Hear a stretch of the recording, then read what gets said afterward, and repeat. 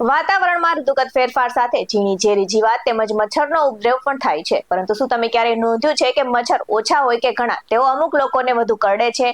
તેમને જોઈને એવું લાગે છે કે આ લોકો મચ્છરોને ચુંબકની જેમ પોતાની તરફ આકર્ષિત કરી રહ્યા છે. જાણો કોણ છે આ લોકો અને શું છે તેનું કારણ. નમસ્કાર દર્શક મિત્રો, BS9 ન્યૂઝમાં આપની સાથે હું છું નેહા પટેલ.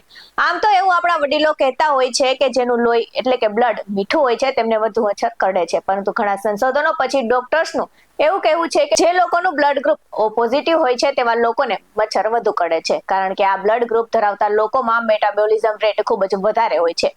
આ ઉપરાંત મચ્છરને પણ તેમના વિકાસ માટે આ લોહીની જરૂર પડે છે. ત્યારે મચ્છર રાત્રે સૂતી વખતે પણ વધુ કરડે છે, કારણ કે આ સમયે મનુષ્ય સૌથી વધુ કાર્બન ડાયોક્સાઇડ છોડે છે અને કાર્બન ડાયોક્સાઇડની ગંધ ઝડપથી મચ્છરોને આકર્ષે છે. આ ઉપરાંત લેક્ટિક એસિડ, યુરિક એસિડ અને એમોનિયા દ્વારા પણ મચ્છરો આકર્ષાય છે. આ સાથે જ મેટાબોલિક રેટ તમારા શરીર દ્વારા છોડવામાં આવેલા કાર્બન ડાયોક્સાઇડને નિર્ધારિત કરે છે અને તેની ગંધ મચ્છરને આકર્ષિત કરે છે.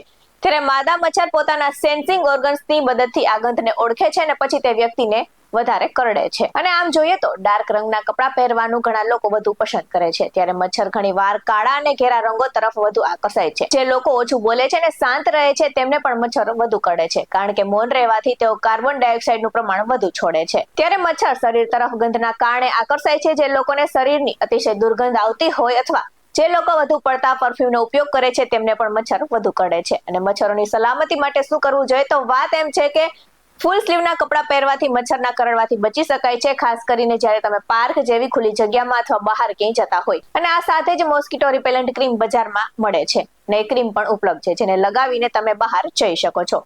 ક્રીમ જાતે ખરીદવાને બદલે ડોક્ટરની સલાહ પર ખરીદવું જોઈએ. જો મચ્છર કરડે તો શું કરવું જોઈએ? એના માટે રોગપ્રતિકારક શક્તિનું ધ્યાન રાખવું જોઈએ. આ માટે લીલા શાકભાજી, ફળો, બદામ અને બીજ ખાવા જોઈએ.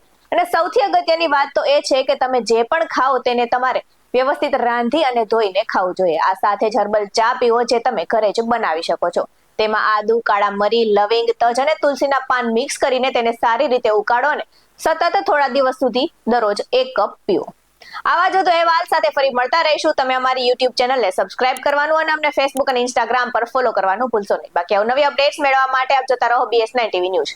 અહીં આપવામાં આવેલી જાણકારી વિવિધ નિષ્ણાતોના જણાવ્યા પર આધારિત છે. BS9 ન્યૂઝ આવી કોઈ પુષ્ટિ નથી કરતું. નમસ્કાર.